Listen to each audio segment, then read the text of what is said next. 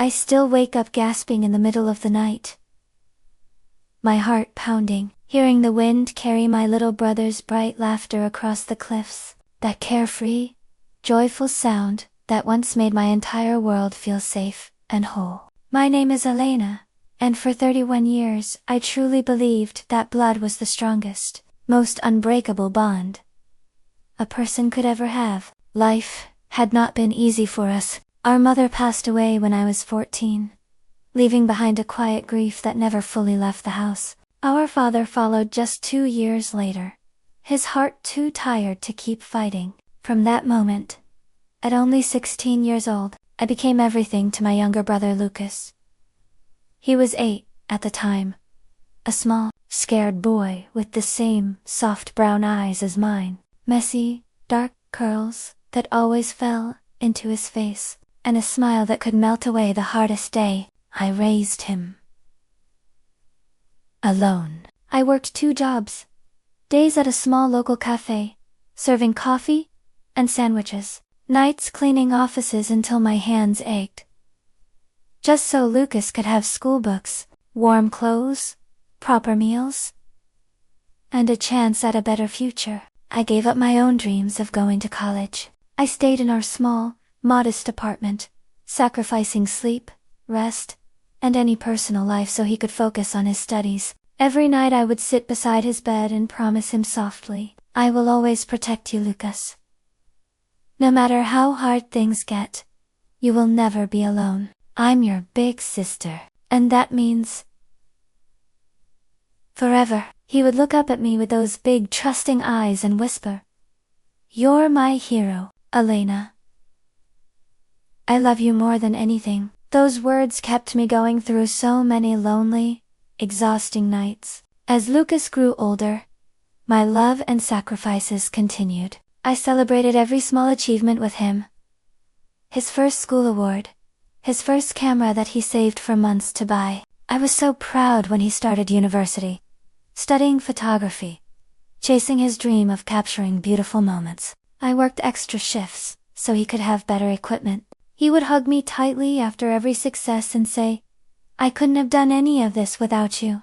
Sis, you're the reason I believe in myself." I believed our bond was unbreakable. I believed blood meant loyalty, protection, and love that never fades. That sunny Saturday felt like one of our good, healing days. Lucas, now 22, and full of youthful energy, suggested we drive to the cliffs, our special childhood place where we used to go to watch the waves, talk about dreams, and feel close to our parents. "Come on, Elena," he said with that familiar, playful grin. I loved so much. The light is perfect for photos today. Let's make new memories together, just like old times. I smiled warmly and agreed without hesitation. Why wouldn't I? He was my little brother, the boy I had raised with all my heart. We packed a small basket with sandwiches, fresh fruit, and his favorite juice. The drive was filled with laughter and old stories. When we arrived, the wildflowers were swaying gently in the breeze, and the vast ocean sparkled far below like a blanket of blue diamonds under the bright sun. Lucas skipped ahead with his camera, laughing loudly. "Look at this view, sis. The sea is sparkling like diamonds. Come see." His red backpack bounced on his back, the same way it did when he was a little boy. I followed, my heart full of gratitude that after all the hard years, we still had each other. The wind was gentle and warm on our skin. For a few perfect moments, everything felt right again. But what I didn't know that day was that the brother I had loved, protected, and sacrificed for my whole life, had already made a dark, cold choice in secret. A choice driven by greed that would shatter our family and destroy the only bond I thought could never break. Long, heavy, emotional pause. Voice trembles with raw pain. Blood can betray you in ways no stranger ever could. The police arrived quickly after Lucas made the frantic call. He told them I had slipped while trying to take a photo near the unstable cliff edge. He stood there with tears streaming down his face, saying he tried desperately to reach me but it happened too fast. The sea was rough that afternoon, with strong currents and high waves. Rescue teams searched for hours using boats and divers, but they never found a body. They officially called it a tragic accident, a heartbreaking loss for a young woman who had already suffered so much in life. I wasn't the one who fell. Lucas had pushed me hard when I turned to look at the view, he pointed out. I managed to grab onto a narrow, hidden ledge, just a few feet below the edge, bruised and terrified, hidden from sight by rocks and bushes. I stayed completely silent, listening as my own brother cried convincingly for the officers and rescue workers. When they finally left, I climbed back up with shaking legs and trembling hands, my heart broken in ways I never imagined possible. I hid until I could think clearly, my mind spinning with confusion and pain. In the first several weeks after that day, I lived in a thick, suffocating fog of grief and disbelief. The small apartment we had shared for years felt completely empty and cold, like a tomb. I would sit for hours in Lucas's room, surrounded by his photography prints on the walls, his camera equipment still on the desk, and his favorite black jacket hanging on the chair. I clutched that jacket tightly to my chest, breathing in his familiar scent, and whispered through endless, silent tears. How could you do this to me, Lucas? I gave you my whole life. I was your hero. I protected you from everything. The pain was so deep it felt like my heart had been ripped out and thrown into the same cold sea he tried to send me to. I felt shattered into a million tiny pieces, completely broken and exposed in the deepest parts of my soul. Sleep completely abandoned me. I would lie awake in the dark for hours, staring at the ceiling, replaying every moment of our life together. Food had no taste. I barely ate more than a few bites a day. I questioned everything. Every sacrifice. Every late night working so he could eat. Every birthday where I went without, so he could have new clothes or shoes. Every time he called me crying and I dropped everything to comfort him. How could the little boy I raised with so much love look at me and decide my life had a price? Small, unsettling cracks slowly turned into undeniable, painful truth. One sleepless night, while Lucas thought I was still missing, I quietly went through his laptop and phone. I found the life insurance policy he had secretly taken out on me 6 weeks earlier. A large sum that would go to him as the only remaining family member. Bank records showed several large transfers to an account belonging to a woman named Sarah, a girlfriend he had been hiding from me. The deleted messages I managed to recover were even more devastating. Sarah wrote things like, "Once she's gone, we can finally be free and start our real life together. No more sharing money or dealing with family obligations." Lucas replied, "I know, she sacrificed a lot for me. But it's time for me to live my own life, without the burden." The betrayal cut deeper than any wound I had ever known because it came from my own blood. The brother I had loved more than life itself, the boy I raised alone, had planned to end my life for insurance money and a new, carefree future with Sarah. I felt completely destroyed in every possible way. I cried until my body had no tears left to give. I felt so exposed. All those years of love, sacrifice, and unconditional support had meant nothing to him in the end. The pain was suffocating, all-consuming, and it made me question if any of our happy memories were ever real. Yet in the darkest, most broken part of that endless grief and shock, something quiet, but powerful, began to shift deep inside me. The love I once had for Lucas refused to die completely. It transformed into a steady, burning strength I had never felt before. I realized with painful clarity that I could not change the past, or bring back the innocent brother I thought I knew, but I could make sure his terrible choice did not destroy the woman I was becoming. I started pretending I was slowly recovering from the accident. I smiled when Sarah called to offer fake condolences. I let Lucas think I was still the trusting, loving older sister who had always protected him. But every single night, when the house was quiet, I carefully and quietly gathered every piece of evidence I could find.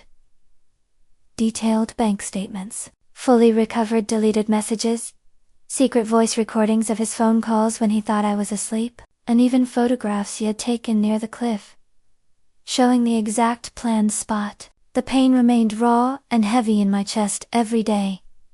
But now it had a clear, burning purpose. It fueled me forward instead of pulling me under. For 8 long, emotionally exhausting months, I continued moving with quiet, careful determination. I worked closely and secretly with a kind, experienced private investigator who took my case because he said the betrayal was too great to ignore. Together, over many late nights and careful meetings, we built a case so detailed, so complete, and so undeniable that the truth could no longer stay hidden. The day I finally walked into the police station carrying the thick folder filled with proof, my legs trembled beneath me, but my voice remained steady and strong. I looked the lead detective directly in the eyes and said, "My own brother planned to push me off that cliff for insurance money so he and his girlfriend could start a new life. Here is every single piece of evidence you need to make sure they never hurt anyone again." Lucas was arrested 2 days later at the apartment he shared with Sarah. The moment the cold handcuffs clicked tightly around his wrists, his face drained of all color, he looked at me with eyes that once held love and trust and now held only pure terror and shock. He finally understood that the big sister he tried to destroy had found a strength he never expected. Sarah quickly turned on him, confessing everything in court, in exchange for a lighter sentence. In the courtroom, over several emotional days, I stood tall in front of the judge, the jury, and everyone watching. I did not scream or use angry words. I spoke softly and honestly, from the deepest, most broken part of my heart. I told them about the little boy I raised alone after our parents were gone, the endless sacrifices I made, the promises I kept, the late nights I worked so he could have a better life, and how betrayal from your own blood cuts deeper than any other wound. At the end, I looked straight at Lucas and said gently but firmly, "I protected you all my life, little brother. Today, I had to protect myself." Both Lucas and Sarah received long prison sentences. With no possibility of early release, justice was served, though it could never bring back the innocent, loving bond we once shared as siblings. After the trial, I sold our old apartment, with all its painful memories, and moved to a quiet, peaceful coastal town where the ocean whispers gently instead of roaring with cruelty. Here, the cliffs are softer and the waves calmer. Every single evening, no matter the weather, I walk slowly along the shoreline, or sit on a bench, overlooking the water. The wind gently brushes through my hair as I talk to the memory of the little boy Lucas used to be. I tell him how deeply I still love the child he was, how I made sure justice was served, and how his memory, the good parts, gives me the strength to keep living and breathing every day. I even planted a small garden near my new home with the colorful flowers he once loved picking for me as a child. The grief and pain have not completely disappeared. They live softly in my heart now, like a quiet, tender shadow that walks beside me every day. But they no longer destroy me or pull me into darkness. Over time, they have gently transformed into a deep sense of peace, a clear purpose, and a quiet, enduring inner power that I never knew I possessed. If there is one profound lesson I want you to carry with you from my long and painful story, it is this: blood does not always mean loyalty, and family is not defined only by the blood we share. A woman's heart can be shattered and broken by those closest to her, but it can also rebuild itself into something stronger, more beautiful, and more unbreakable than before. Never let anyone, even your own blood, convince you that your life is worth less than their selfish desires. When betrayal comes from the people you loved and protected the most, rise slowly with grace. Gather every shattered piece with care, and choose justice and peace for yourself. True strength is born in the deepest heartbreak, and real healing begins when you choose to protect your own heart. Music swells gradually with gentle hope, layered with soft, calming ocean waves, then slowly fades to peaceful silence. Thank you, from the bottom of my heart, for sitting with me through this deeply painful but honest journey. If you have ever been betrayed by someone you considered family, please know that you are not alone in your suffering. Your own inner strength is waiting inside you, even during the darkest and most broken moments. Please share your thoughts or your own story in the comments below. Have you ever been hurt by your own blood? And how did you find your way back to strength and peace? Your voice matters more than you know. Until next time, stay strong, protect your heart wisely, and remember that even the most broken love can still teach us how to rise again.